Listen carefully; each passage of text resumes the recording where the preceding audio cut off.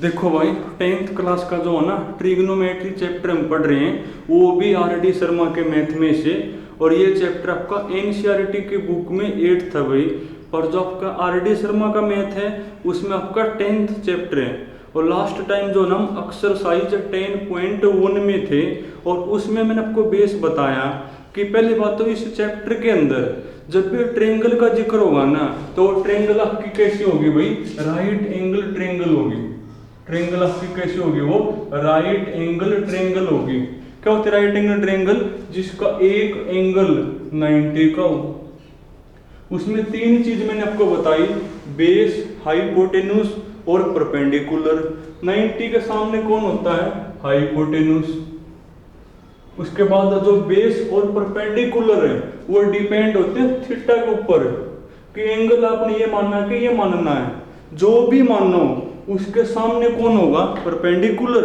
और फिर तीसरा आपका बेस। मान लो एंगल मैंने ये मान लिया, तो इसके सामने कौन होगा भाई, परपेंडिकुलर। तो आपका कौन होगा फिर, बेस बनेगा। उसके बाद तीनों में क्या रिलेशन होता है, हाइपोटेन्यूस का स्क्वायर इक्वल टू कौन, बेस का स्क्वायर प्लस परपेंडिकुलर का स्क्वायर। उसके बाद इसके जो साइड है ना उनको 6 रेशो में बांट पाओगे। वो 6 रेशो कौन सी होंगी, उनको याद करने के लिए ये फ्रेज होता है भाई, पंडित बद्री प्रसाद हर हर बोले। जो ये अपोन ये है इसका नाम होता है साइन थीटा भाई। ये अपोन ये इसका नाम कोस थीटा। ये अपोन ये इसका नाम है टेंजेंट थीटा। ये अपोन ये इसका नाम है भाई कोसिकेंट थीटा। और ये अपोन ये सिकेंट थीटा। और ये अपोन ये इसका नाम होता है भाई कोटेंजेंट थीटा होता है मेरा। और लास्ट में टाइप हम क्या पढ़ रहे हैं कि आपको किसी रेशो की वैल्यू दी मिलेगी और आपने रेशो की वैल्यू बतानी है। और वो कब बता पाओगे, जब मेरे पास बेस, हाइपोटेन्यूस और कौन होगा, परपेंडिकुलर। क्वेश्चन देखो भाई, तो लास्ट में मैंने आपको क्वेश्चन नंबर 2 करवा था। अब तुम पढ़ो क्वेश्चन नंबर 3 भाई। तो क्वेश्चन नंबर 3 में लिखा हुआ है इन फिगर 10.37। तो पहले आप एक फिगर ही बना लो भाई, 10.37 कोई कौन है भाई, एक राइट एंगल ट्रेंगल है। कौन है भाई, एक राइट एंगल ट्रेंगल आपकी। ये आपका P है भाई, ये आपका Q है, ये आपका R है भाई। और जो 90 वो किसके ऊपर है, Q के ऊपर है। ये जो PQ है ना, PQ ये मेरी 12 है। PR मेरी कौन है, PR है मेरी 13। और आपको क्या गिवन है, उसके बाद को है find tangent P and cot R। Find tangent P and cot R। एक तो टेंजेंट P की वैल्यू बतानी है और एक कोट R की बतानी है। तो पहले आप टेंजेंट P की निकालो। पहले किसकी निकालोगे, टेंजेंट P। उसके लिए लिखोगे वैसे जैसे मैंने बताया, जब भी आपको किसी रेशो की वैल्यू बतानी हो ना तो स्टार्टिंग वैसे ही करोगे। अगर ट्रेंगल गिवन हो तो लिखोगे इन ए ट्रेंगल। अगर ट्रेंगल आपकी गिवन ना हो तो लिखोगे consider a right angle triangle. अब गिवन है ना तो लिखोगे इन ए ट्रेंगल, कौन सी भाई, PQR इन विच जिसके अंदर एंगल Q मेरा कौन है भाई, 90 है। एक तो आपने टेंजेंट P की बतानी है वैल्यू, और एंगल में कौन है, P। और इसने जो एंगल है ना वो इसको मान रखे हैं। टेंजेंट P की बतानी है ना, तो एंगल में आपका P है, तो एंगल के सामने कौन होगा, परपेंडिकुलर। तो ये मेरा बेस और 90 के सामने हाइपोटेन्यूस। तो लिखोगे for angle P we have, for angle P we have. तो भी एंगल के सामने कौन होता है, परपेंडिकुलर।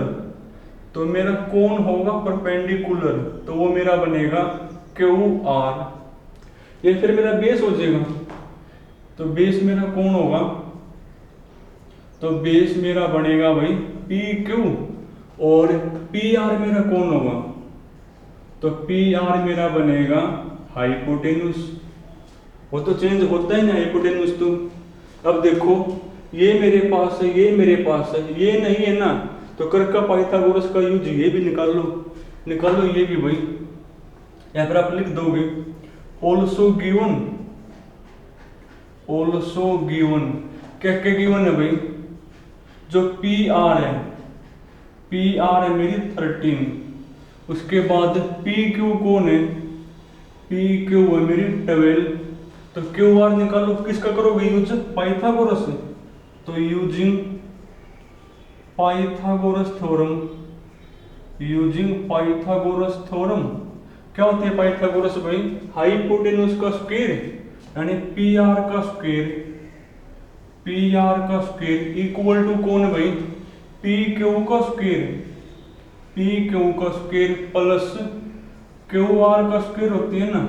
अब देखो कौन कौन गिवन है, पी आर गिवन है, पी आर आपकी 13 है, 13 का स्क्वायर 169, पी क्यू का स्क्वायर 12 का square 144 plus Q R square, इसको लिया इस साइड, तो 169 माइनस में 144, तो 25 इक्वल टू क्यू आर का स्क्वायर, तो क्यू आर कौन बनेगी, स्क्वायर स्क्वायर रूट हो जाएगा, और 25 का रूट यानी आपकी वो बनेगी 5, तो क्यू आर कौन होगी मेरी 5। और एक बार आपके पास हाइपोटेन्यूस, बेस और परपेंडिकुलर आ गए, फिर तो पता पाओगे। तो जो पहला पार्ट है उसमें आपको किसकी वैल्यू बतानी है, टेंजेंट पी, टेंजेंट पी, तो टेंजेंट का फॉर्मूला भाई perpendicular upon base, perpendicular upon base, और Q R upon P Q, करो Q R upon P Q, Q R है मेरी 5, अपॉन में पी क्यू कौन है 12।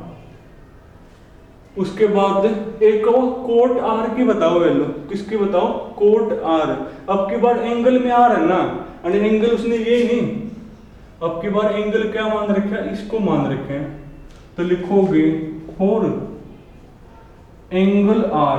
अगर एंगल आपका ये है तो सब कुछ चेंज हो जाएगा, तो वी हैव, एंगल के सामने कौन होता है, परपेंडिकुलर, यानी कौन होगा मेरा परपेंडिकुलर, तो परपेंडिकुलर मेरा बनेगा पी क्यू। उसके बाद फिर मेरा ये बेस हो जाएगा, तो बेस मेरा कौन होगा भाई, तो बेस मेरा बनेगा क्यू आर, और ये मेरा हाइपोटेन्यूस होगा, हाइपोटेन्यूस, वो तो चेंज होता भी कौन है, पी आर है। अब देखो सब कुछ है मेरे पास, तो कोट आर भी निकाल लो, तो देयरफॉर कोट आर, तो कोट का formula base upon perpendicular, base upon perpendicular, यानी क्यू आर अपॉन में P Q, Q R upon में पी क्यू, क्यू आर मेरा 5 upon P Q, P Q कौन है मेरी 12, ये आ गया कोट आर। और ये क्वेश्चन आपको यहाँ तक नहीं, आगे भी है भाई, आगे वो एक और है, क्या टेंजेंट पी और कोट आर की वैल्यू इक्वल है, हाँ इक्वल है, देखो इक्वल आ रही है, तो ये होगा आंसर भाई। इसमें जो मेन चीज है वो ये है कि जो रेशो है ना उसके एंगल में कौन है, ये ध्यान आपको रखना पड़ेगा, क्योंकि उसके ऊपर डिपेंड होगा कि बेस कौन होगा और परपेंडिकुलर कौन होगा। बाकी तो सब में ये सेम टू सेम प्रोसीजर है। ये आपका थर्ड हो गया भाई। फोर्थ और फिफ्थ में से कोई एक कर लो भाई, वैसे ऐसा ही है फोर्थ और फिफ्थ, फिर भी चलो एक करवा दूं, बोलो फोर्थ के फिफ्थ, चलो मैं आपको फिफ्थ करवा दूं भाई, फिर फोर्थ तुम कर लियो। सभी में सेम टू सेम स्टेप है, कुछ भी चेंज नहीं है भाई।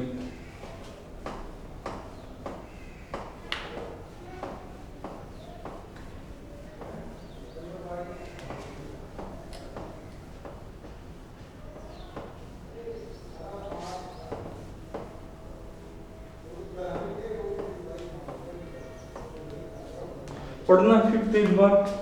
फिफ्थ में गिवन है 15 कोट ए। क्वेश्चन नंबर 5 क्या गिवन है भाई? गिवन आपको 15 कोट ए इक्वल टू कौन है मेरा? 8 है भाई। और आपने वैल्यू बतानी है किसकी भाई? Sine A and secant A. Sine A और सीकेंट ए, इनकी वैल्यू आपने बतानी है। तो वही क्वेश्चन है, रेशो की वैल्यू गिवन है और रेशो की वैल्यू बतानी है। तो फिर यानी कोट ए की वैल्यू कौन है? तो कोट ए की वैल्यू है भाई 8/15 है, 8/15 और उनकी वैल्यू आपने बतानी है। और जब रेशो की वैल्यू देखकर है और रेशो की वैल्यू ही बतानी हो तो शुरुआत आपने कहां से करनी है भाई? एक राइट एंगल ट्रायंगल बनाकर है। तो इसको ए, इसको बी और इसको सी। अब देखो एंगल में ए है ना, और इसने जो एंगल वो इसको मान रखे हैं। तो शुरुआत कैसे करोगे? लिखोगे कंसीडर ए, हर बार सेम टू सेम है। Consider a right angle triangle, triangle in which, या फिर ए बी सी तो लिखो ना, right angle triangle A B C in which, जिसके अंदर एंगल सी मेरा कौन है भाई? एंगल सी मेरा है 90। उसके बाद एंगल आपने ए को मानना है, एंगल आपने इसको मानना है। तो for angle A, for angle A तो वी हैव, अब एंगल के सामने कौन होता है? परपेंडिकुलर, यानी कौन होगा मेरा परपेंडिकुलर? वो मेरा बनेगा भाई BC। और ये फिर मेरा बेस हो जाएगा, AC मेरा कौन हो जाएगा? बेस। और हाइपोटेन्यूज कभी भी चेंज होता नहीं, तो हाइपोटेन्यूज कौन होगा? वो मेरा होगा AB। अब देखो कोट ए की वैल्यू गिवन है ना, तो now cot A equal to कौन है भाई? 8/15। और कोट अपने वाला कौन होता है? अपने वाला होता है बेस अपॉन परपेंडिकुलर। वही सेम टू सेम स्टेप है भाई। बेस अपॉन में कौन?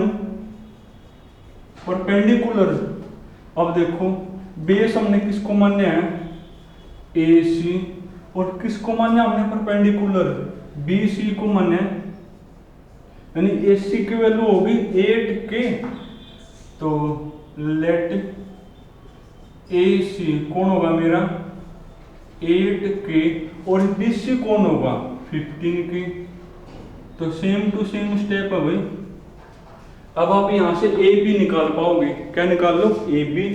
उसका किसका यूज करोगे? पाइथागोरस। तो यूजिंग पाइथागोरस थ्योरम करना यूज भाई। क्या होती है? AB का स्क्वायर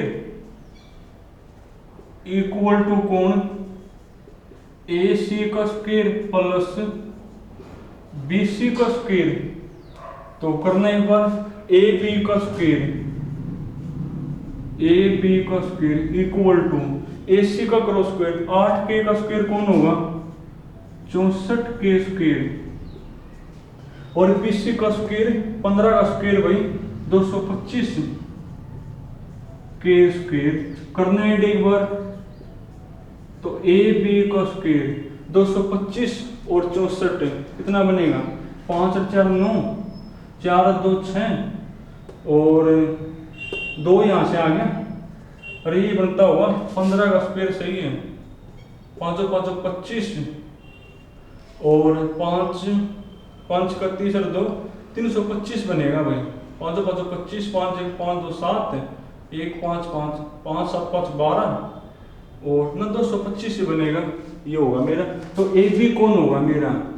तो तो ए बी मेरा बना स्क्वायर, तो स्क्वायर रूट हो जाएगा, यानी स्क्वायर रूट 269 बनेगा। स्क्वायर रूट कौन है 269। अब हमने किस किस की वैल्यू बतानी है, एक तो साइन ए की बतानी है और एक किसकी भाई, एक हमने बतानी है सेकेंड ए की। कोई ना कोई गलती करी हमने भाई, देखो कहां पर गलती करी है।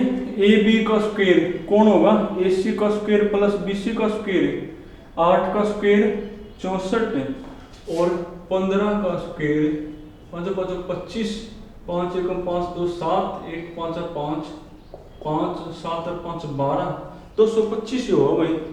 और 225 में जब आप 64 जोड़ोगे तो 5 4 9 6 2 289 आओगा।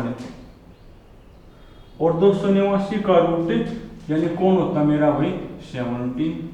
अब मेरे पास सब कुछ है ना, अब जिसकी भी पूछा वैल्यू आप उसी के बता दोगे।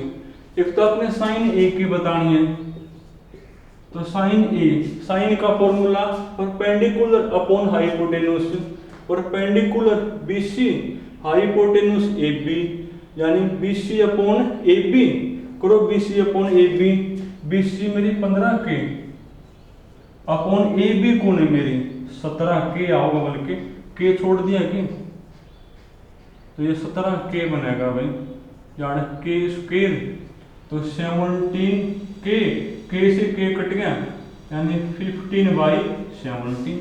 इसके तुम निकाल लियो, सेम टू सेम है। तो चलो तुमने यहां तक करना भाई, बाकी फिर कल करेंगे।